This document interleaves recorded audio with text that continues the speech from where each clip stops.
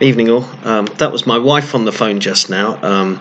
She said there's a horrible scraping noise going on outside in the garden on the back patio, and yeah, she said, is there somebody out there? So I've just had a look and I couldn't see anything, and she was saying, there's somebody out there, I can hear it, it's an awful racket. So anyway, if these doors behind me just sort of fling open and I'm sort of grabbed from behind and abducted, and now the cat's freaking out. This is going to be an interesting weekly biscuit, I can tell you. Okay, let's get through this before I get killed. So, yeah, I've got to remark on a kind of light-hearted story of the last 48 hours, and that is Alexandria Ocasio-Cortez did a little video, put it out there, saying, talking about the economist Milton Keynes. So everybody's had a good laugh. Now, I've got to explain this to American viewers because a lot of them think that she got Milton Friedman and John Maynard Keynes mixed up and came up with Milton Keynes. But it's, no, it's a reference to perhaps Britain's most uninspiring town, Milton Keynes, famous for concrete cows and loads of roundabouts, and not a sort of quaint oldie-worldy town. It's a kind of new town development of the 50s and 60s. They got a little bit out of hand. Yeah, that's why everybody was having a laugh, basically. There's nothing deeper than that, other than check your facts before opening your mouth. Top tip there. As always with the culture wars, I'm always on the lookout to see where the left are going to strike next, what kind of tactical tack they're going to take as the next development, to try and stay one step ahead of them. And it seems like mental health is the way they're going to go. Not theirs, obviously. They would never reflect on how barking they are sometimes, you know, screaming at broccoli in Trafalgar Square, or shame, shame, shame. But there's three things that got mentioned this week concerning health, and how the left love to revel in other people's misfortunes if they don't like them. And the first one was the Rush Limbaugh thing. Now, he's got advanced cancer, and the left have just been really, because they hate him, they think he's a disgusting human being. And I don't know enough about him from the United Kingdom. He's somebody you hear about as being a kind of very right-wing pundit with not a lot of empathy for his opponents. But to understand him better, I'd have to understand a lot better the dynamics of the American right as it was particularly in the 1980s and 1990s, when he was a lot more prominent, and the whole Fox News things. He's not somebody whose content I have consumed a lot. I think in terms of American pundits, I tend to watch Tucker Carlson, you know, out of Fox pundits, Tucker Carlson, maybe a bit of Sean Hannity sometimes, but I was never a Glenn Beck fan, although, you know, he has mellowed a heck of a lot in the recent years. But Rush, well, he's got cancer, and the left are just absolutely, they have no sympathy, you know, no sympathy for any kind of physical pain being endured by him or by his family, the emotional trauma that his family must be going through. And also I was very saddened and a little bit shocked to hear about the health problems of Jordan Peterson. His family put out a statement the other day on his channel. His daughter read out a statement, and he was on prescription medication, something that was prescribed to him to deal with his depression. At the moment, you know, other than the vilification he's received, his wife has a terminal illness, and he's been on I think it's an antidepressant, and it's having a negative physical effect on him, as antidepressants can do. He's suffering from something I think it's called a paradoxical reaction, and that is where the medicine's supposed to cure or deal with the symptoms of an illness, but they actually end up causing those symptoms or exacerbating those symptoms. And this happens with antidepressants. Even mild ones like fluoxetine and paroxetine. They have a leaflet with a lot of potential symptoms, and people have been known to suffer the symptoms, one of which is depression. So you can take antidepressants and end up still being depressed, or even ending up worse. He's gone to Russia for some treatment because they've got medical researchers that are experts in this thing, and the left are just... it's worse with Rush Limbaugh, but it's because at least with Rush Limbaugh, you can say, well, his opinions are vile and right-wing, and I don't like him as a person, and I find it difficult having any kind of empathy with somebody who's been that aggressive with their political views for such a long time, particularly if being on the left is such a passionate, all-consuming thing. But with Jordan Peterson, they're actually lying about him. They're saying that he's a homophobe. Where's the evidence for that? That he peddles a cod philosophy. Again, that's purely subjective. And the hate that he's been received, and also the fact that he's going to Russia, they say, he must be a Russian plant. Some people are actually saying that. And there's one particular horrible person whose name escapes me, so I'm going to just take a pause because I think it's important to get this chap's name right. Amir Ataran, that's the chap's name. So he's putting out some disgusting stuff on Twitter about how Peterson's abandoning his wife to go to Russia, that it's karma, that this having withdrawals from an addiction to a particular type of anxiety medicine and having to go to Russia for treatment is some kind of karmic justice. And this is absolutely disgusting.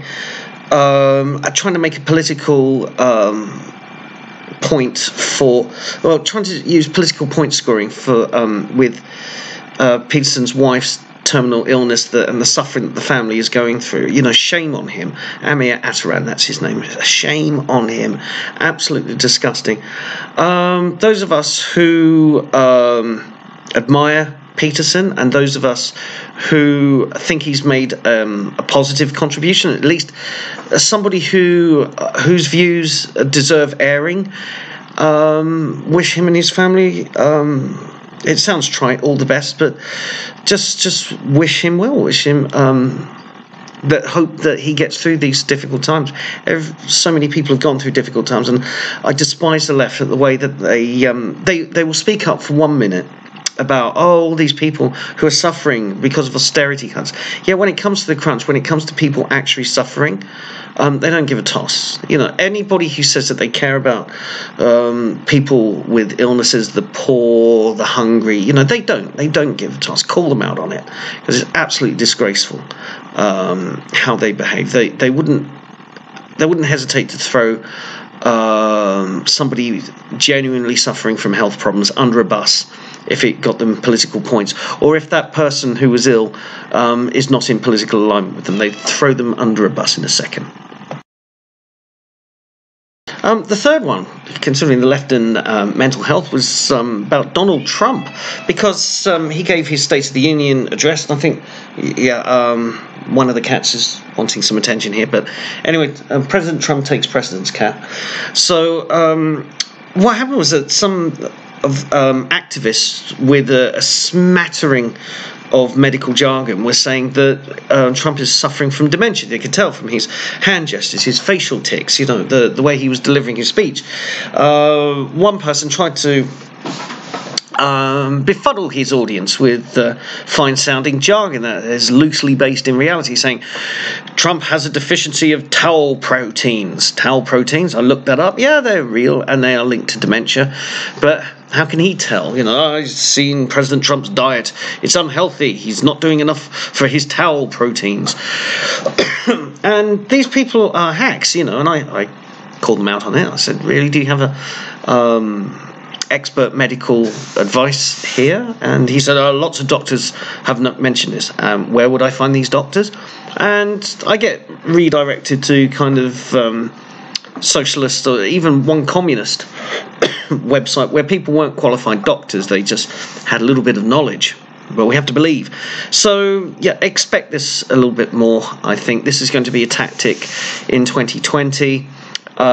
Staunch opponents of the left will be assessed as being either mentally ill or actually suffering from some kind of serious debilitating illness. I see that they've tried to do this with Dominic Cummings as well, saying that he is mentally deranged. So expect this. If you oppose the left, you'll be labelled as Gaga, and they're losing all the time, so they're just clutching at straws. Speaking of left-wing tactics, interrupting is the other big thing, or not even letting your opponent have word in the first place. My cat is obviously a communist for wanting. Yeah, see, he's trying to talk over me.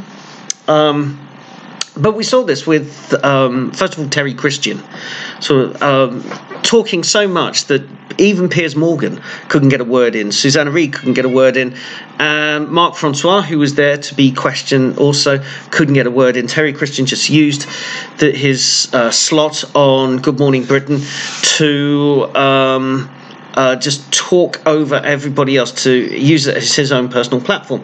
And we saw this week as well, also on Good Morning Britain, two young idiots, one of whom, Grace Blakeney, who have taken a bit of an interest in, and no, not for that reason. It's because she went to Farnborough Sixth Form College, which is near here, and it's a school that we're considering in a few years' time sending our sons to, because my oldest son is at a secondary school at the moment, but in terms of sixth form options, Farnborough has come usually highly rated, but if they churn out idiots, I want to know if they consistently churn out idiots like Grace Blakeney, or is she a one-off? Is she an aberration? Did the infection start when she went to university rather than at the sixth form college? So that's why I take an interest in Grace Blakeney, and for no other reason. But she and Ian Dale, the writer, and he's on LBC, but I think he also is a regular contributor to Conservative Home. He's very milquetoast. He's very kind of soft conservative. And she was talking and had a nice cosy few minutes to outline her views. And as soon as it was Ian Dale's turn, he started off quite strongly with "that is a load of rubbish," and then proceeded to try and explain why, but she just interrupted, talked over him. The other chap, who left-wing commentator from goodness knows what group he's from or what he was representing, but they both started talking over Dale. Especially Blakeney was talking over Dale. He took his microphone off and got up and left, and Blakeney was crowing about it, saying it was a victory and how horrible he was. And even backstage, in the green room backstage, he was yelling at people and threatening a producer. Dale called her out and said that never happened, and go and ask the producers to what really happened. And that's good. I'm inclined to agree with Dale, first of all, because I've seen Dale. He's so milquetoast. I don't think he'd make up a story like that. But he's willing to provide a witness, and she isn't. So that puts him ahead in kind of who do I believe. But again, this talking over, it's an old tactic that they've used, but I expect it to ramp up. And what can we do to counteract this? I asked this question on Twitter. What can we do? I got some interesting answers. But I think one answer is if we can stop the Terry Christians and the Grace Blakeneys and the Kevin Maguires from even getting on the television in the first place, that would be a victory. So this is what I've come up with. And that is, don't write in to Good Morning Britain or any of these other TV programs where they have persistent offenders who try and hog all the airtime and interrupt others. Don't declare what side of the political fence you're on, but just say you want to watch a debate between two people on television. You want to hear one person's opinion, then you want to hear the other person's opinion, and you don't like the interruptions, and that you insist that the TV presenters take a stronger line, the TV producers take a stronger line against these people and say, no, you cannot speak anymore on this until the other person has had a full and proper say without interruption. And, you know, if so many people write in, you know, it could have an effect. You've got to be more proactive. You can't just sit there and complain about it on Twitter. You've got to be more proactive. If you're going to combat the left, you've got to be more proactive. And I see this as one way of being more proactive. And also to I don't know, trying to get the people that you do like, who get on TV often, to up their game and be more resilient. And, you know, if Mark Francois is your MP, just write to him and say, look, be a bit more resilient. Don't let Terry Christian in future just talk all over you, you know, sort of hit back a little bit, stand your ground. But certainly do complain. I've written to ITV complaining about Good Morning Britain. It's not just one programme now. I can point to two. I can say, you had Terry Christian, you had Grace Blakeney, and please don't invite anybody else on. You know, if they can't behave, don't invite them on, because I find it off-putting as a viewer. When you go this line, you've got to be more proactive. And it might not seem much. You think, oh, they won't pay attention. Maybe they won't. But with the Nish Kumar thing, where he did that anti-British CBBC video, that got hundreds of complaints. And that got reported in the press. So you can have an effect. You know, if enough people do it, it can have an effect, because they are chasing ratings, and ratings are going down. And producers that don't deliver, we've seen this with Victoria Derbyshire, if you don't deliver the viewing numbers, you are out. And that is a television truth that cuts across political ideology. So if displeasure is expressed enough, it will have an effect. And to round things off this week, let's have a look at John Bercow. Anyway, he looks like he's not going to get a peerage. Oh, diddums. And he went on the news to say, oh, it's terrible, I'm not getting a peerage, and blah, blah, blah, blah, blah, blah, blah, blah, blah. And then Dawn Butler, the Labour MP, said that it's him not getting a peerage is a form of bullying. Well, here we go. The left redefining words once again. Not getting an award is a form of bullying. And this comes in the wake of people openly saying how awful Bercow was as Speaker of the House, not just because of his blatant partisanship in the role and demeaning of the role and damaging it, but also the way he treated staff in the House of Commons, that he was a workplace bully. And there he is complaining about bullying, and other people, second-rate Labour MP, saying this is bullying, that if you don't get a prize, it's bullying. You know, bullying is going to be very much an elasticated term that the left are going to use. Anything can be interpreted as bullying. Even me speaking to you right now could be interpreted as bullying by the left, because I'm not validating everybody's opinions.